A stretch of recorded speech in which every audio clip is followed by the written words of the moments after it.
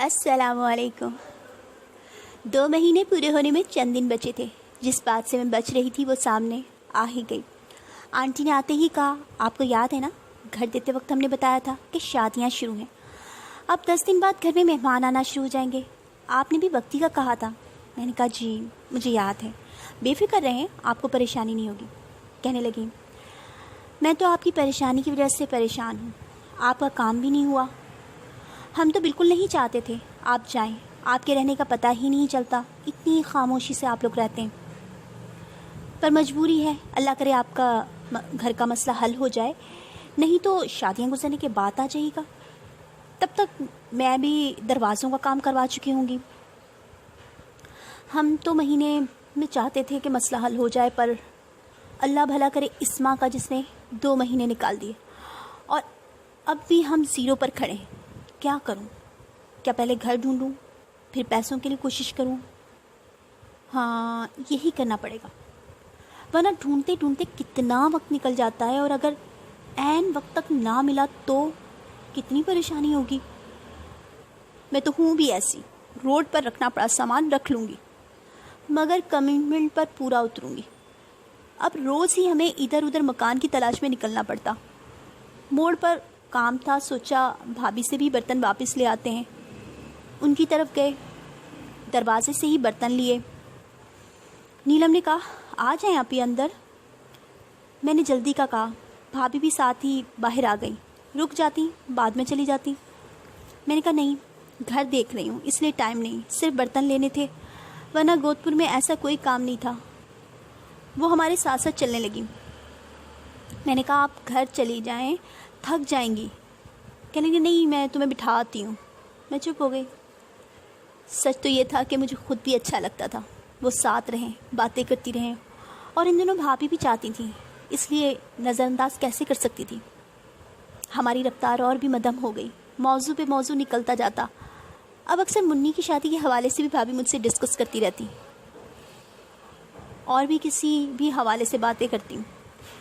میں اپنی عقل کے مطابق ہمیشہ کی طرح پوری ایمانداری اور خلوص سے ہی مشورہ دیتی۔ یہ میرا اللہ جانتا ہے کہ میں زندگی میں کبھی بھی کسی کو غلط یا اپنے حق میں اگر بات ہے وہ والا مشورہ نہیں دیا۔ ہر ایک کے لیے انصاف کی بات کی، چاہے گھر کی بہویں ہوں یا بیٹیاں۔ حالانکہ اب میں بہت منہ روک کر بات کرنے کی کوشش کرتی، 2 باتوں کی وجہ سے۔ ایک تو اس وجہ سے کہ دل دکھتا کہ میں پہلے کبھی زندگی میں یاد نہیں آئی موقعوں پر، تو پھر اب کیوں؟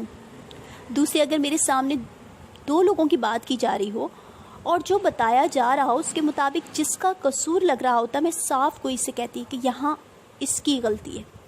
اب چاہے کرنے والی اپنیاں ہوں، بھابھی یا سمیرہ یا نیلم، کوئی بھی میرے سامنے بات کرنے والا ہو، اور جو کچھ میں کہتی ان سب کی باتیں سن کر یا جس طرح وہ منظر کھینچتے اس پر، اور مجھے لگتا کہ شاید یہ لوگ بات کو کلیئر سمجھ نہیں پا رہے یا کوئی گرا ہے ان کے ذہنوں میں، اس لیے مجھ سے ڈسکس کر رہے ہیں، مگر ہوتا کیا تھا، ان کا مقصد صرف ہماری زبانوں سے اپنی مرضی کی بات نکلوانا ہوتا۔ جب حسب مقصد بات ہو جاتی تو اسے ہمارے نام کے ساتھ آگے پہنچا دیا جاتا، کبھی ڈائریکٹ اس بندے کو مخاطب کر کے، کبھی انڈائریکٹلی کسی کے تھرو سنایا جاتا، اور بعض اوقات ورڈنگ ہی چینج کر دی جاتی، مینا صحیح کہندی سی وغیرہ وغیرہ۔ اس طرح وہ لوگ تو ایک دوسرے کو لگا کر بات کر لیتے، مگر اصل نقصان ہمارا ہو جاتا۔ سننے والا اپنے دل میں ہمارے لیے نفرت پال لیتا کہ ہم نے اس کے لیے ایسا کیوں کہا، حالانکہ ہمارے فرشتوں کو بھی خبر نہیں ہوتی تھی۔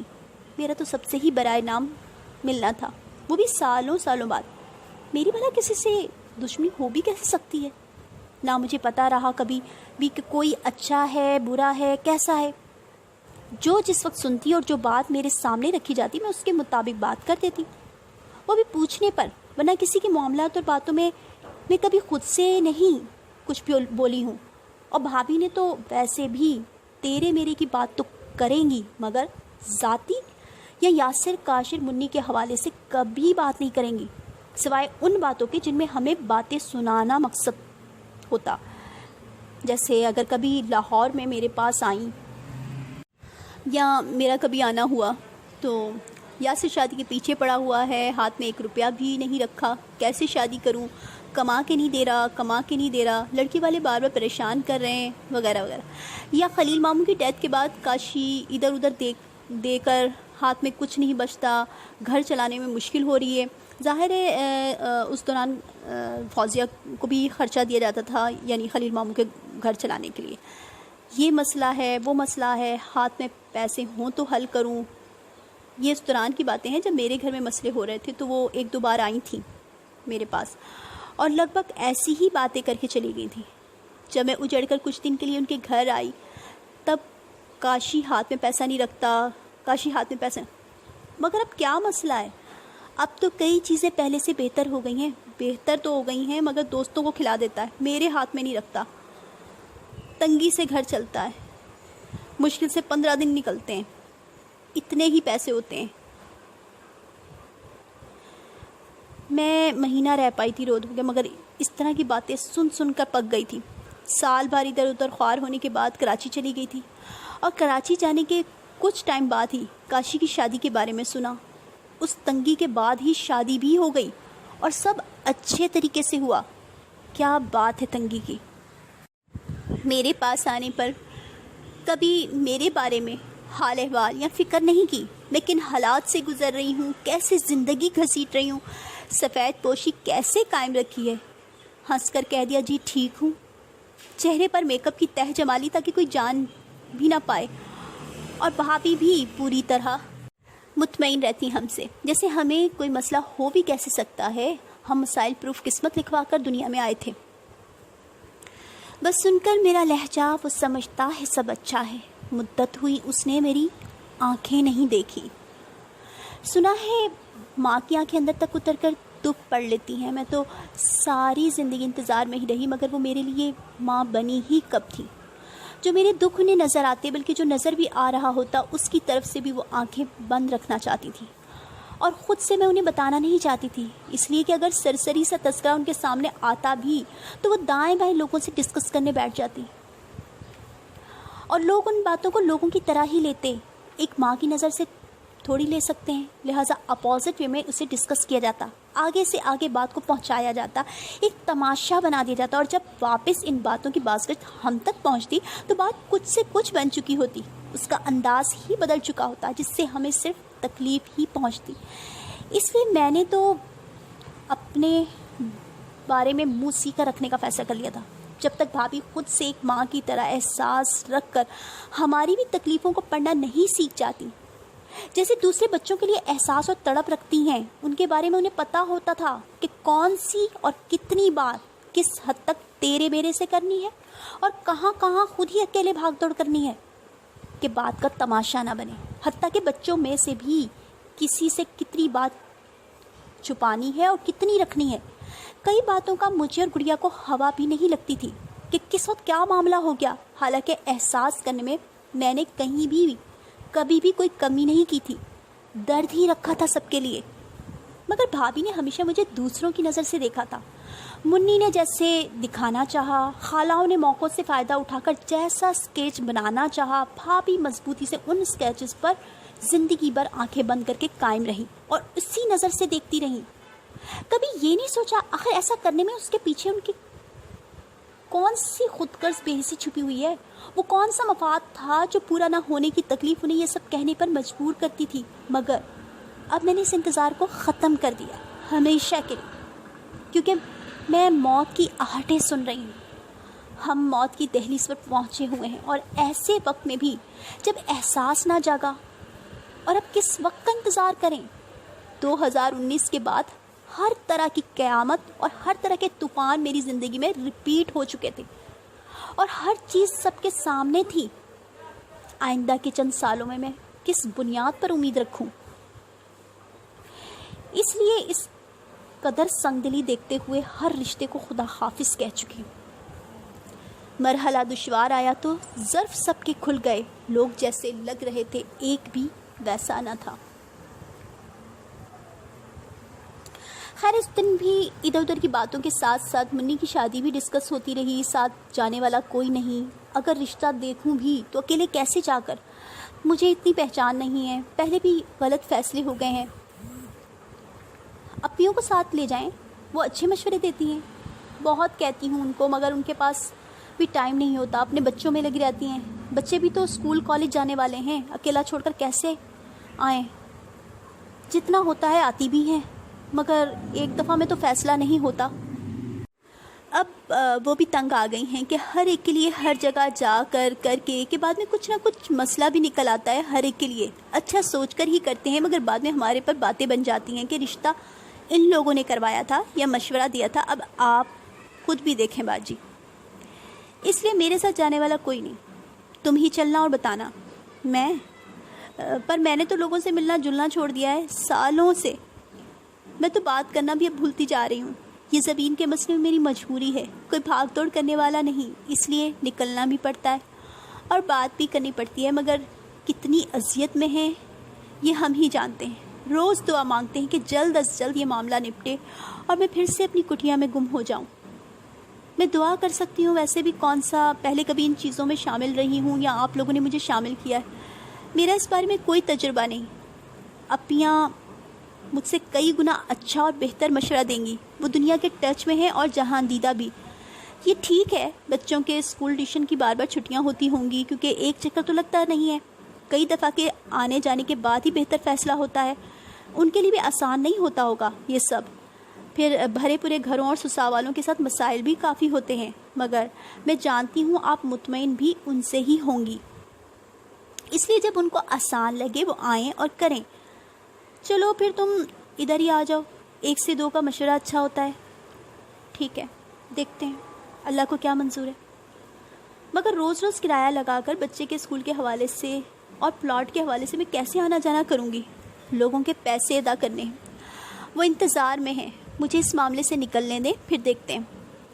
اب کے برتن دکان پر دے دیے گا، میں وہاں سے ہی لے لوں گی. یہاں اسپیشل آنا پڑتا ہے، سفر میں ہی رات پڑ جاتی ہے، حالانکہ ہم کہیں بیٹھتے بھی نہیں. سارے کام کھڑے کھڑے اور جلدی جلدی کرنے کی کوشش کرتے ہیں. کئی دن پریشانی میں گزرے، جگہ جگہ خوار ہوتے ہوئے گھر کے لیے. ایک تو یہاں کوئی اسٹیٹ یا ایجنسی کی شاپس نہیں تھیں. کینٹ میں چند تھیں، مگر وہ زیادہ تر پراپرٹی ڈیلر ہی تھے. رینٹ وغیرہ کم ہی ڈیل کرتے تھے، اس لیے خود ہی ہر جگہ پوچھنا پڑتا. پھر بجٹ کا بھی مسئلہ تھا. مال کے سامنے گلی میں گھر کی بات کی. وہ اچھا خاصا ایڈوانس مانگ رہی تھی، جو کہ میرے لیے مشکل تھا. ہم نے منع کر کے واپس جانے لگے تو انہوں نے روک لیا. کچھ دیر بعد خاتون اپنے میاں سے مشورہ کر کے آئیں اور کہنے لگیں کہ آپ اوپر کا لے لیں گی، یعنی فرسٹ فلور. سیکنڈ پر تو وہ خود رہتے تھے. میں نے دیکھا باقی سب ٹھیک تھا، بس اوپر والوں کی انٹرس لاؤنج سے ہی تھی، یعنی لاؤنج سے سیڑھیاں اوپر جاتی تھیں. نیچے کا بھی نیا بنا تھا اور اوپر کا بھی، مگر نیچے کا راستہ الگ تھا. اب کم سے کم ایڈوانس میں یہ چیز تو برداشت کرنی پڑے گی. خاتون کہنے لگی میرے میاں نے پرندے رکھے ہیں چھت پر، اکثر دوست ان کے آتے رہتے ہیں اور یہاں سے ہی گزر کر اوپر جاتے ہیں. آپ کو پریشانی تو نہیں ہوگی؟ میں سوچ میں پڑ گئی. پریشانی تو ہوگی، اس لیے کہ کچن لاؤنج میں ہی تھا. میں نے کہا بتا کر آئیں گے تو میں روم میں چلی جاؤں گی. دن میں کوئی 1 آدھ بار ہی آئے گا نا، سارا دن تو تانتا نہیں بندھا رہے گا.